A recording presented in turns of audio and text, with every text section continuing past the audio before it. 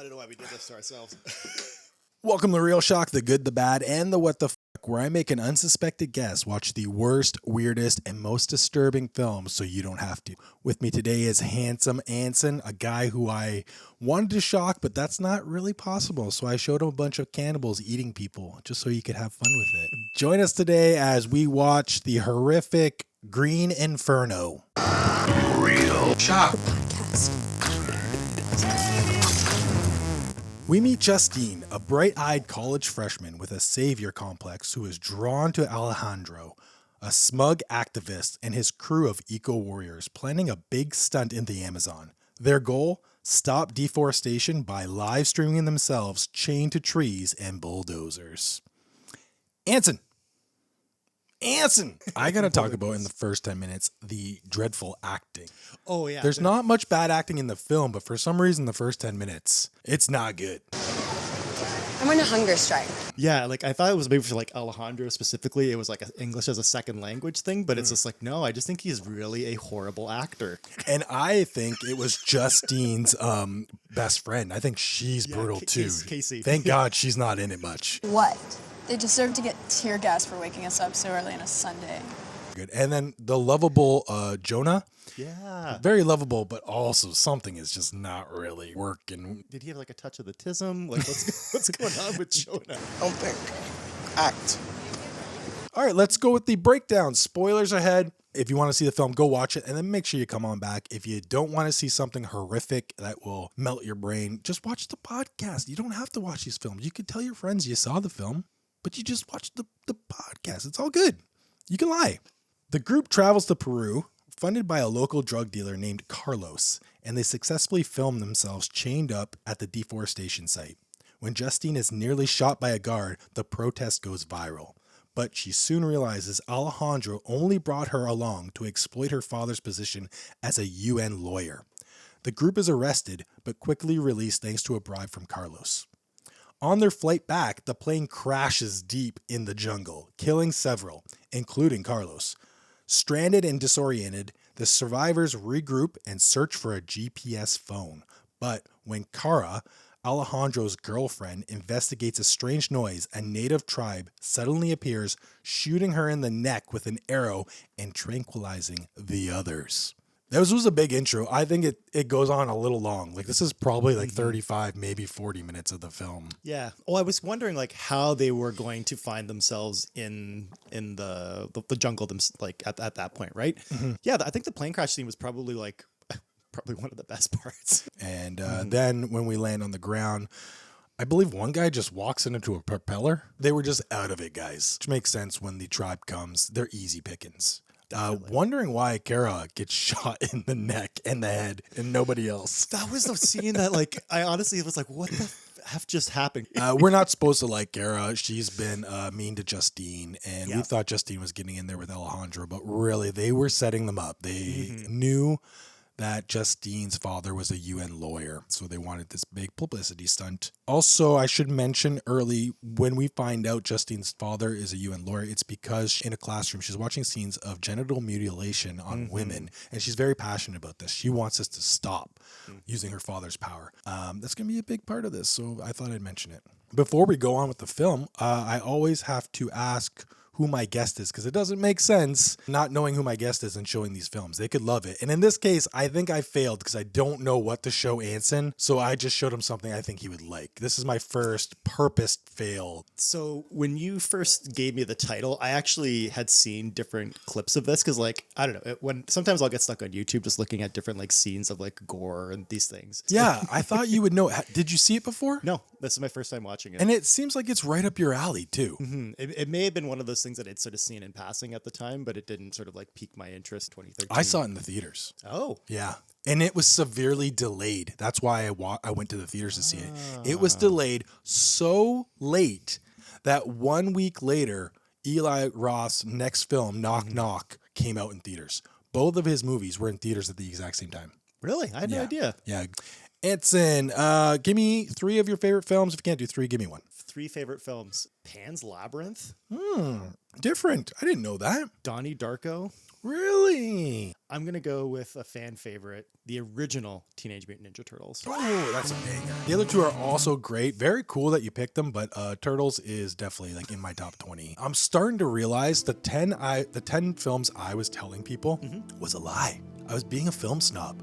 Because the truth is, it's going to be stuff like Back to the Future, Jaws, Teenage Mutant Ninja Turtles, Ghostbusters. I forgot what I really love. I kind of went down the rabbit hole thinking I was a bigger film guy, but the truth is, I just want to have Jurassic Park on every day. I don't blame you. It's a fantastic movie.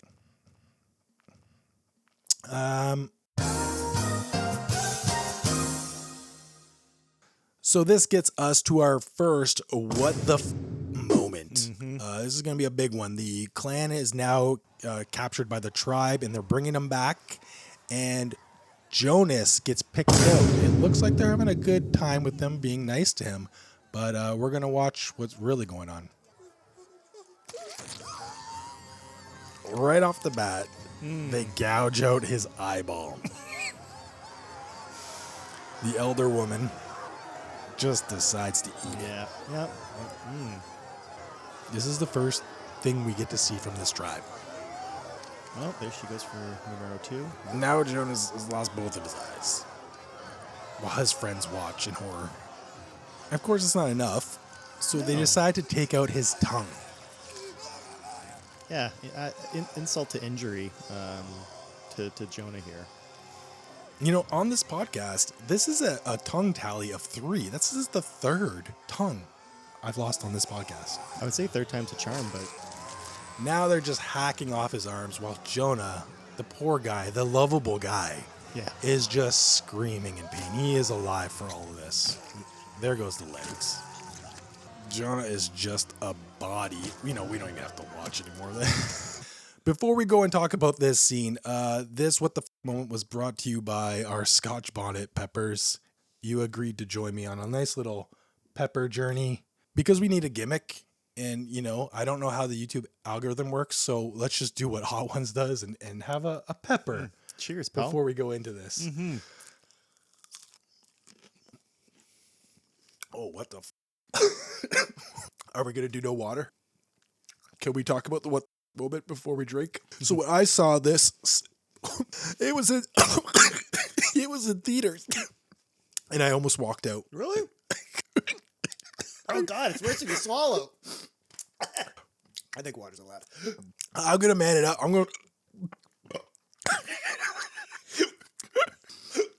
When I first saw this scene, I was in theaters, and I was so grossed out, I almost walked out. I can believe it. Seeing this on a giant screen was such a nightmare for me. Almost as bad as this pepper. I'm glad I stuck it out. It was just bad. It was brutal seeing it on the big screen. Hearing it, you can't escape it. I had a really rough time watching that scene. I told my wife about it. She didn't believe me. She watched it on a plane, and she almost vomited. Like, she felt really sick. That's the what the moment. Brought to you by the Scotch Bonnet. It's so much nicer to have a drink. Well, folks, we should also mention, not only did we decide to eat peppers, but this room is hot as hell. We've tried to simulate the Green Inferno for ourselves. Oh, I just touched my eye with the pepper hand. Oh, no. Sorry about that, folks. We demolished. I think that was a bad idea. We're doing all right now. We did better. We should have eaten a candle first. Alejandro reveals the protest was never about saving the rainforest. It was staged to benefit a rival petrochemical company owned by his father. The tribe soon tests Justine, Amy, and Samantha for their virginity, and upon discovering Justine is a virgin, they take her away. Alejandro insists they wait for the next company's clearing crew, but the group begins plotting an escape. They distract a guard so Samantha can flee into the jungle, and Justine is brought back with no memory of what happened. A lot's gone on in this moment. I want to first bring up the diarrhea scene. Stupid comedy or realistic trauma? That was like there were a couple of those moments, like that was one of them where I was just like, what did this do for the story? That's a good point. So we're thinking stupid comedy moment. Yeah. It does make you think, like, where would you go to the bathroom? You know, so it does give you the realistic view, but they're just doing the old poopy, oh, sorry, guys. And everyone's like, oh, PU. And I believe the whole tribe is doing that, aren't they? All the little kids. We found out Alejandro is a liar and a dick. The guy's he was lying the whole time. He was the one, you know, you would know he was going to stay till the end, right? And you'd wonder, is he going to survive or is he going to, you know, meet an untimely demise? Did you suspect him up until this moment? Definitely off at the beginning, but it was hard to tell if he was just, you know, a kind of like stoic, you know, committed revolutionary kind of type, or was there something a little more insidious behind his intentions? We know it hasn't happened yet, but we're to believe Justine is picked for the genital mutilation, the very thing she was against in the very intro. Now it looks like it's going to happen to her. Yeah, this tribe is taking part in that. We actually see another one doing the tied up legs and the painted symbolism that they've went through it. Yeah, it's I guess I think there's a kind of like a ritualistic coloring of the skin to signify that transition. It's time for an Anson fact. And there's actually something unique about the kind of like white with the red, whether or not that's an intentional on the filmmaker's part. I never picked that up. You're so right. Like Othello, right? There's a whole thing in Othello where his betrothed, they do this thing with the blood on the white sheet, the bed sheet to symbolize her, you know, her virginity. And that's your Anson fact. Later, the tribe serves the prisoners meat, and Amy, a vegan, reluctantly eats it, only to find a chunk of the flesh bearing Samantha's tattoo, the girl who was thought to have escaped. Horrified to realize they've been fed Samantha, Amy kills herself with a shard of her bowl. Lars then stuffs marijuana down Amy's throat, hoping to drug the tribe when they eat her. The plan works, causing the tribe to get extremely stoned.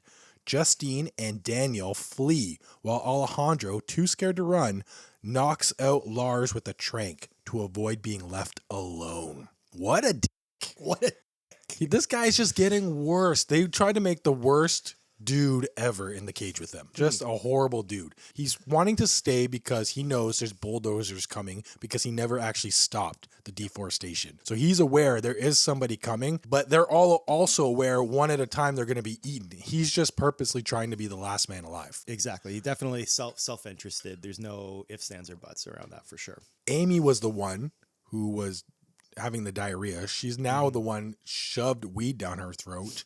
Do you think the weed plan would have worked? It's a little bit stupid. Definitely some movie magic there, as they say in the industry. Like that small amount of weed would have like aerated the entire village such that like everybody would have gotten high. Yeah.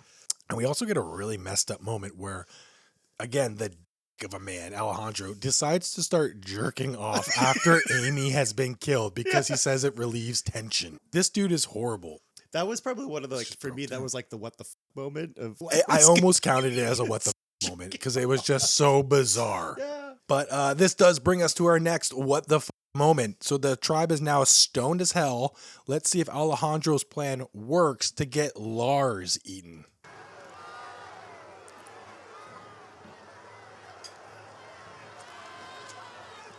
The tribe begins eating Lars alive. The children are just biting into the poor guy. This was definitely giving me George Romero vibes as I was watching this. I thought you would like this scene because it's got the zombie pulling out the guts.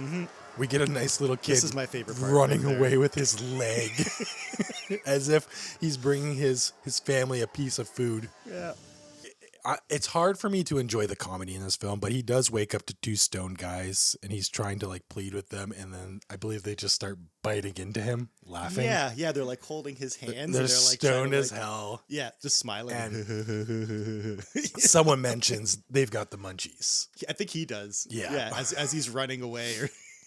The comedy mixed into this film doesn't do it justice. I would like this to be more serious, but maybe if it was too serious, it would be unwatchable because it's pretty brutal. It is. The comedy kind of maybe does help take you out of how depressing this film is. We're watching these somewhat good people, a lot of good people in this group, just get eaten alive, ripped apart. Yeah, there's something always that fascinates me about like the horror genre, and you see this with like the Friday the 13th and all these other ones where it's like, you know, the youth are punished for their idolatry, their hedonism, their disregard for the world, and it's like the villains in these movies, you know, could be like a force of nature that's meant to like punish humanity and these, in order to symbolize like the destruction of their innocence and like these kinds of things.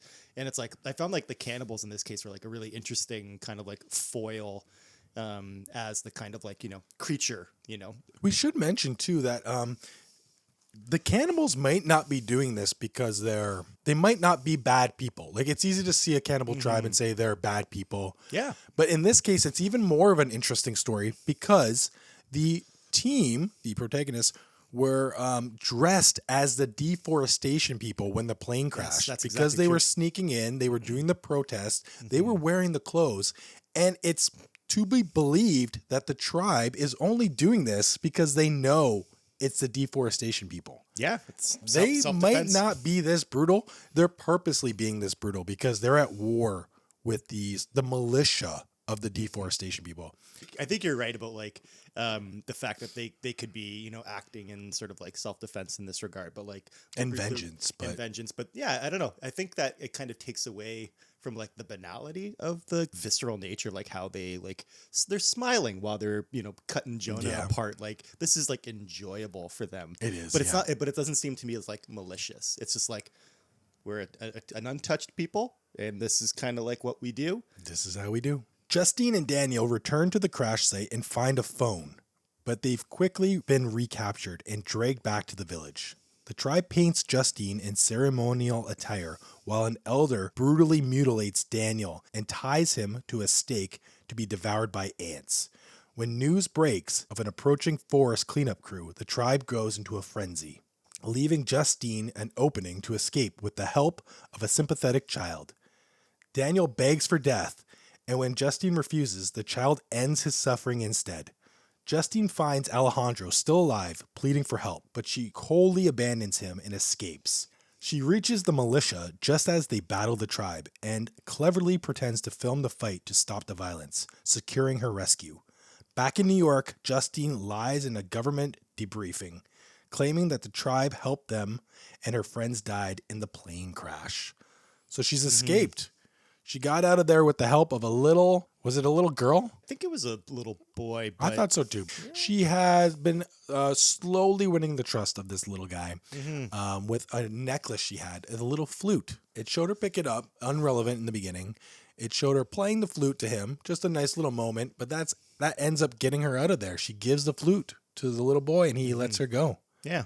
And you see the elder, like I assume sister, just scold him. Yeah. She yeah. gives him she's some like- scolding. Yes, as like a finger wag. Kushkaninami! She moment being says like, something to him. I don't know how long that flute's going to last because that kid's in trouble. Maybe he'll lose a finger over it. Who knows? We didn't talk enough about Daniel, No. your doppelganger. Dude was great, but we have to watch him just get pounded. His limbs are getting broken because the dude's just smashing his limbs. And then he's smothering something on him that attracts the ants. Like we said, the ants are just devouring him. By the time we find Daniel, he's just begging to die. And the kid, pretty useful kid, not only helps put him out of his suffering, but in a very nice way, blows a knockout powder on him and then slices does his it. throat. The kid's got a future. He's a kind killer. Which brings us to our third and final what the moment. We get this dreadful scene. I made it.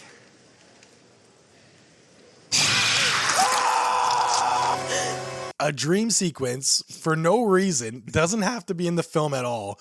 Justine grows fangs and bites into Alejandro's neck. Now Alejandro is not back. This was just a dream. Yeah. What's the point of this scene? I don't- put I it don't in as a know. what the because it doesn't need to be here. It's so stupid. Justine, it would make more sense if Alejandro grew teeth and attacked her. You know, he's been a villain this whole time. Yeah. And we know this is a dream sequence as soon as we see the fangs, but it's Justine biting into him. Yeah. I think it could have even been like take the dream sequence out, that could have been like the ending, right? Like a twist that Justine like comes back. And Wait, you wanted it to be real, like not a dream? It would have been a stupid ending, but it could have been like, you know, she's like, oh, she's turning into the, you know, cannibalistic savage, you know, from her whatever, right? Evolving or something. But Okay. And so did you get to see the post credits where the sister, Alejandra's sister, is looking, and on a satellite they see Alejandro covered in black body paint? you know what? I did not see the post-credit scene. This was it. A satellite image captures Alejandro as the new elder. I'm gonna watch the post-credit scene because I didn't see this, so this is fresh for me. Dreadful, but also not too surprising. Knowing what I know about Alejandro, I was like, he would weasel himself into the role of that headhunter now that the other one got killed. Right. And I don't know how he did it, but he would. Probably ratted out the kid. Most what the f moments. We gave you 3 moments. We're going to vote on which one's the best. Hopefully we come together and pick the same one. We got the Jonah death. Mm-hmm. Then we have Lars eaten by children. And of course, the dreadful dream sequence. Anson, give me what you thought about all 3 of those. Pick one, whatever you want to do. I have to say, it's for me, the Jonah scene, the Jonah and Lars scene are in many ways tied. I'm trying to figure out like which one's more brutal. I think Jonah's going to take the cake just because it's slow. It's very slow. It's drawn out, and it's like you really feel for Jonah because you like him. I think. Anson, it's official. We came together. It's the Jonah scene. It is dreadful. I almost walked out of the theaters. It's hard to watch. Yeah. It's too long. It's to a very innocent guy. Yeah, you want to like Jonah. It's horrific. Jonah scene takes the cake. It is the most what the f moment. Yeah. Avoid it at all costs. You're not going to see it on here because it's going to be blurred. It's that bad. It's like watching all 3 Terrifiers in one little scene. You know what? It was the first time I watched Terrifier 1, that was like, for me, your Green Inferno. I had to stop watching in Terrifier because I was like, this is too over the top. I almost walked out of Terrifier 3 too. Ugh. I got forced to sit in the front. Oh. And we wanted to see Terrifier 3. We like it, but we couldn't get a seat any further back. We were in the front. Oh, God. And it just felt too much. I've got a screen encasing me of just dreadful sounds and meat bashing. And I'm can't escape it. I said to myself, well, why am I here? Like, why do I like this? I didn't even like it. Me and my wife both agreed, like, that was really rough. Mm-hmm. Like, what were we doing? I contemplated my life. Yeah. I was really like, without even being stoned or drunk or anything, I was really thinking about things like, what am I doing? Yeah. I'm sitting up front to watch Terrifier 3, much like when I was watching this. It was just like, what am I doing watching this poor guy get destroyed? I'm not enjoying this. This is disgusting. This is horrifying.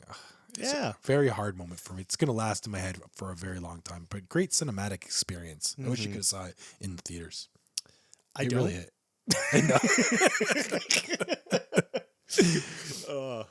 And then we also had the honorable mention of Alejandro just jerking off to the girl who had diarrhea. There's a lot to say about this film. Yeah. There's a lot. Yeah. Anson, final thoughts. I think it's a movie that I won't ever go back to. It will stand in my my library of like cannibal zombie fiction that I, for some reason, have a weird enjoyment of. But I think like overall, I give it a solid 5 out of 7. Oh, okay. I was 7? I actually have a question for you. Okay, let's hear it. If we were trapped in this similar situation, I'm going to give us 5 friends, including myself. It's me, you, Curtis, Jordan, and Jensen. Who would you give up to the cannibalistic people first? Oh, definitely Kurt. Kurt's the Jonah. Yeah. The Jonah? Oh, definitely Kurt. Not to say that I'm making you the He would probably Alejandro, like it too, that sick fuck. God. He'd be giggling his whole way. Giggling the whole time, having a great time. Well, that's Green Inferno. Thanks for watching. Thanks for making us eat the pepper. Anson, thank you for watching and eating a pepper. It was a blast. You were a trooper. You took it better than me. For a bit. Yeah. All right, folks. Thanks again.